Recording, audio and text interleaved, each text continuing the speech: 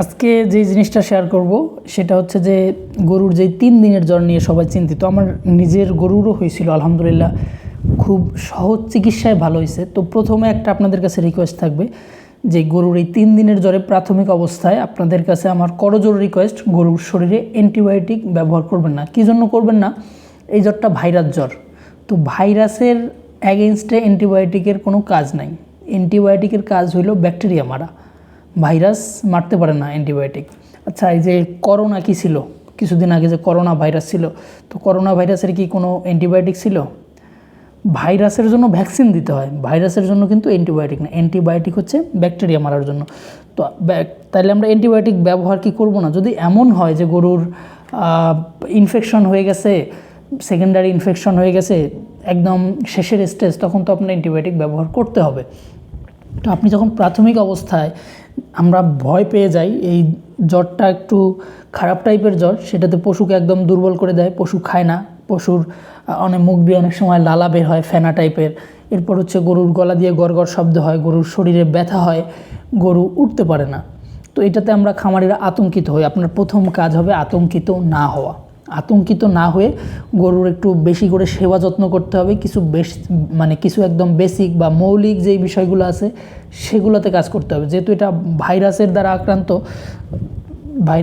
আক্রান্ত বা ভাইরাসের দ্বারা সৃষ্ট একটা জ্বর বা একটা রোগ, যেভাবেই বলেন, তো এটার লক্ষণ অনুযায়ী চিকিৎসা করতে হবে।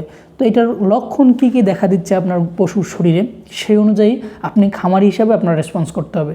যদি শুধুমাত্র জ্বর থাকে, শুধুমাত্র তাপমাত্রা বেশি আর খাচ্ছে না, জাবর কাটতেছে না, শ্বাসকষ্ট যদি শুরু না হয়ে থাকে, তাহলে শুধু আপনি প্যারাসিটামলেই থাকেন। প্যারাসিটামলের সাথে আপনি জিঙ্ক, খাবার সোডা এটা খাওয়ান, যেহেতু খাবার খাচ্ছে না। সাথে আপনি জাইমোভেট, নোব্লট এই টাইপের যে হজমে সহায়তা করে যেই ঔষধগুলা বা যে পাউডারগুলা বা যে লিকুইডগুলা, সেগুলো খাওয়ান।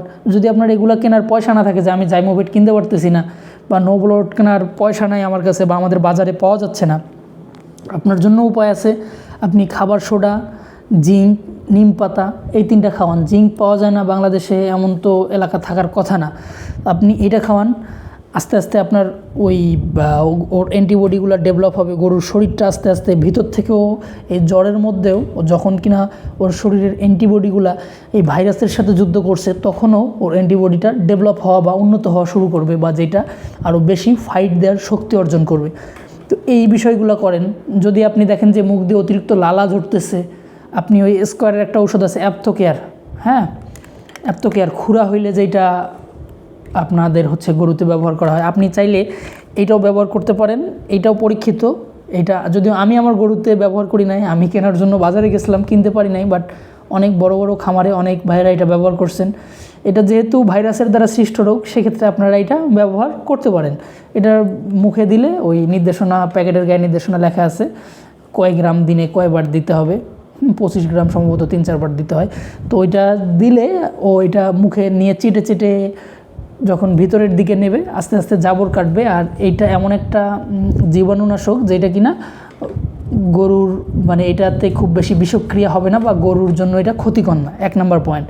আপনি যদি এই স্কোয়ারের অ্যাপথোকেয়ার পাওয়া যায় না অনেক সময় বাজারে, বা আপনার পয়সা নাই, কিনতে পারতেছেন না, আপনার জন্য সহজ উপায় হচ্ছে, আপনি পটাশ তো আছে, পটাশ তো চিনেন, পটাশ না চিনলে তো আপনার গরুর খামার করার দরকার নাই। 2 চা চামচ পটাশ, আর ফিটকিরি তো চিনেন, ফিটকিরি গুঁড়া করে নেবেন, হামুদ্দিস্তা দিয়ে হোক, কাঠ দিয়ে হোক, যে কোনোভাবে ফিটকিরিটা গুঁড়া করে নিয়ে 1 চা চামচ ফিটকিরি, 2 চা চামচ পটাশ। এটা কিন্তু পরীক্ষিত একটা জীবাণুনাশক। এই জিনিসটা আপনি 1 লিটার পানির মধ্যে মিশান। এবার এই পানিটা গরুর মুখের মধ্যে স্প্রে করেন। তাতে হবে কি, ও জিহ্বা দিয়ে এই জিনিসটা চাটলে এটাও একটা জীবাণুর বিপক্ষে ওকে একটা সাপোর্ট দেবে। তো এইটা আপনার একদম কম পয়সায় হবে, আর এটাও কিন্তু একটা পরীক্ষিত জীবাণুনাশক। তো এভাবে আপনি যদি গরুর একটু যত্ন আত্তির করেন, জ্বর কমানোর বিষয়গুলো আগের ভিডিওতে বলেছিলাম, তাও একটু সংক্ষেপে বলি। আপনার 2ভাবেই জ্বরটা নিয়ন্ত্রণ করতে হবে। আপনার ওষুধও খাওয়াইতে হবে, আপনার বাহ্যিকভাবে যেই সেবা যত্নগুলো আছে এগুলোও করতে হবে। আপনি জ্বরের জন্য প্যারাসিটামল খাওয়ান 6 থেকে 8 ঘন্টা পর পর। জ্বরের তীব্রতা অনুযায়ী যদি জ্বর বেশি থাকে, সেক্ষেত্রে 6 ঘন্টা পর পর খাওয়ান। যদি জ্বরের তীব্রতা কম, অর্থাৎ তাপমাত্রা কম থাকে, থার্মোমিটার দিয়ে আপনি মেপে দেখেন, যদি তাপমাত্রা কম থাকে, সেক্ষেত্রে 8 ঘন্টা পর পর খাওয়ান। 100 কেজি বডি ওয়েটের জন্য একটা ফার্স্ট বেড। আর আপনি বাহ্যিকভাবে কীভাবে জ্বর কমাবেন, গরুর মাথায় পানি ঢালতে থাকেন, 2.5-3 ঘন্টা পর পর গরুর মাথায় পানি ঢালেন, কতক্ষণ পর পর, আধা ঘন্টা, 40 মিনিট, 50 মিনিট, অর্থাৎ আপনার সুবিধাজনক সময় আপনি গরুর শরীরটা একটা সুতি কাপড় ভিজিয়ে ওই ভেজা কাপড়টা চিপে কাপড়ের থেকে পানিটা বের করে এরপর যে ঠান্ডা হইলো কাপড়টা, এই কাপড়টা দিয়ে গরুর শরীর মুছে দেন কতক্ষণ পর পর। আপনি চাইলে গরুর মাথায় বরফ ঘষতে পারেন, অথবা ডিপ ফ্রিজে একটা পানির বোতল রেখে ওই বোতলটাও গরুর মাথায় ঘষাঘষি করতে পারেন, এতে করে গরুর তাপমাত্রাটা কমে যাবে। গরুকে গোসল করাইতে পারেন, এগুলো করলে গরুর তাপমাত্রাটা কমে যাবে। এছাড়া যদি গরুর দেখেন যে শ্বাসকষ্ট হয়, শ্বাসকষ্ট হলে একমির যেই ব্রঙ্কোভেট আছে এইটা খাওয়াইতে পারেন। তো চেষ্টা করবেন অ্যান্টিবায়োটিকে না যাওয়ার জন্য। অ্যান্টিবায়োটিকে না গেলে, যদি না গিয়ে আপনি পশুটাকে সুস্থ করতে পারেন, তাহলে আপনার জন্য চিকিৎসা খরচ যেমন কম হইল, পশুর শারীরিকভাবে পশুর জন্য ধকলটা কম হইল, পশুটা কম কষ্ট পেয়ে পশুটা সুস্থ হইল, 1 নম্বর। 2 নম্বর হচ্ছে পরবর্তীতে এটা যদি একটা গাভী হয়, অ্যান্টিবায়োটিক ব্যবহার করলে কিন্তু এটার পার্শ্ব প্রতিক্রিয়ায় আপনার গরুর দুধ কমে যেতে পারে। বা এটা যদি বকনা হয়, এই অ্যান্টিবায়োটিক ব্যবহার করার কারণে দেখা গেল বকনাটা হিটে আসার ক্ষেত্রে একটা তারতম্যের সৃষ্টি হতে পারে, অর্থাৎ একটা প্রতিবন্ধকতার সৃষ্টি হতে পারে, দেরি হইতে পারে, আবার এই বকনাটার দুধ পার্মানেন্টলি কমে যাইতে পারে। তো এই জিনিসগুলো একটু মাথায় রাখবেন। এগুলা আপনাদেরকে ডাক্তাররা বলবে না।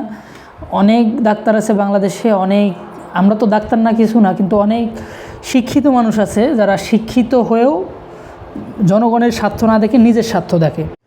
তারা হচ্ছে নিজেদের স্বার্থটা বড় করে দেখেন। তারা অনেক কিছু জানেন, অনেক কিছু পড়ালেখা করছেন, অনেক কিছু শিখছেন, কিন্তু আজকে তারা হচ্ছে গিয়ে তাদের শিক্ষাটা, যেখানে জনগণের কাজে লাগার কথা, খামারিদের কাজে লাগার কথা, তাদের সেই শিক্ষায় মানে দেশের মানুষ উপকৃত হওয়ার কথা, তাকে পড়াশোনা করাইতে গিয়ে তার গার্জিয়ান বা তার প্যারেন্টস পয়সা খরচ করছে, কিন্তু এই রাষ্ট্রও কিন্তু তার পিছনে ইনভেস্ট করছে, কিন্তু সেই রাষ্ট্রকে, জনগণের টাকাই তো রাষ্ট্র চলে নাকি, সেই জনগণের কথা কিন্তু তারা ভাবতে পারতেছে না। তারা হয়ে গেছে, সবাই না হয়তোবা, কিন্তু বেশিরভাগই হয়ে গেছে ঔষধ কোম্পানির কেনা গোলাম, কৃতদাস যদি বলি খুব বেশি হয়তোবা বাড়ায় বলা হবে না।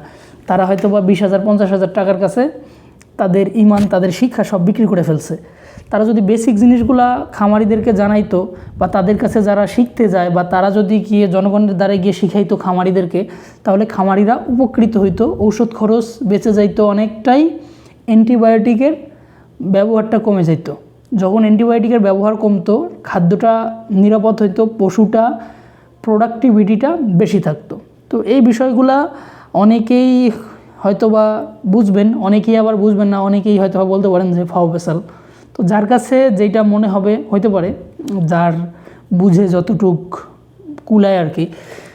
তো আপনারা যাই হোক, এইগুলা বলে লাভ নাই। তো অ্যান্টিবায়োটিক যেখানে ব্যবহার করলে হবে না, জীবন বাঁচাইতে প্রয়োজন, সেখানে ব্যবহার করতে হবে। কিন্তু যেখানে অ্যান্টিবায়োটিকের দরকার নাই, সেখানে অ্যান্টিবায়োটিক ব্যবহার করে মানে অনর্থক পয়সা খরচ করার তো কোনো মানে নাই। অ্যান্টিবায়োটিক কিন্তু একজন পল্লী চিকিৎসক বা একজন সাধারণ মানুষ কিন্তু অ্যান্টিবায়োটিক সাজেস্ট করতে পারেন না, মানে দেশের আইনে পারেন না। তো এই বিষয়গুলোও কিন্তু দেখার যাদের কথা, তারা দেখতেছে না। আমি চিল্লায় কতটুকু লাভ হবে আমি জানি না। অ্যান্টিবায়োটিক সাজেশন করার জন্য কিন্তু, বা অ্যান্টিবায়োটিক আপনাকে ব্যবহার করার জন্য পরামর্শ বা প্রেসক্রিপশন কিন্তু সবাই করতে পারে না। আমি নিজেও বলতে পারি না। এইটা বলার জন্য দেশে প্রচলিত আইন আছে, আসলে আমাদের দেশে অনেক কিছুই আছে, মানা হয় না। তো আপনারা, যেটা হচ্ছে আমার আপনাদের প্রতি মেসেজ থাকবে যারা এই জিনিসটা দেখতেছেন, আপনি নিজে সচেতন হন। নিজে সচেতন হইলে আপনার লাভ হবে। আপনি যদি স্রোতে গা ভাসায় দেন, সেক্ষেত্রে যারা সুযোগ নিতে যাচ্ছে তাদের লাভ, ওষুধ কোম্পানির লাভ, তারা ব্যবসা করেই যাবে। দেশের টাকা ওই বিদেশ থেকে ওষুধ আমদানি করতেছে, কইরা দেশের প্রক্রিয়াজাত করে আমাদের কাছে ডিস্ট্রিবিউট করতেছে, বেচতেছে, বহুত মানুষের কর্মসংস্থান হবে। আপনি যদি জনস্বার্থে ওষুধ কিনতে চান, অ্যান্টিবায়োটিক কিনতে পারেন।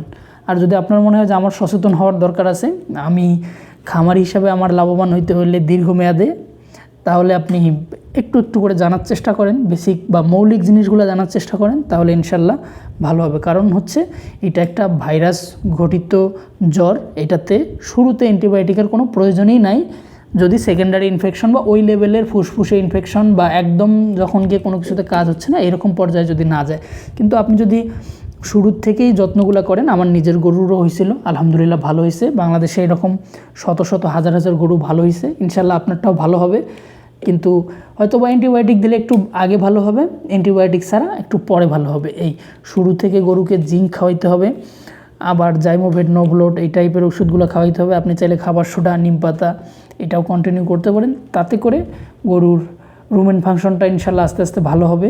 পরবর্তীতে গিয়ে শরীরের অ্যান্টিবডিগুলো ডেভেলপ হবে এবং পরবর্তীতে এই জিনিসটা আপনার কাজে লাগবে। তো আমার ভিডিওটা ভালো লেগে থাকলে আমার চ্যানেলটা সাবস্ক্রাইব করে দিয়ে বেল বাটন টিপে দিতে পারেন, তাহলে আমি যে কোনো ভিডিও আপলোড করার সাথে সাথেই আপনারা নোটিফিকেশান পেয়ে যাবেন। আজকের মতো বিদায় নিচ্ছি, আল্লাহ হাফেজ।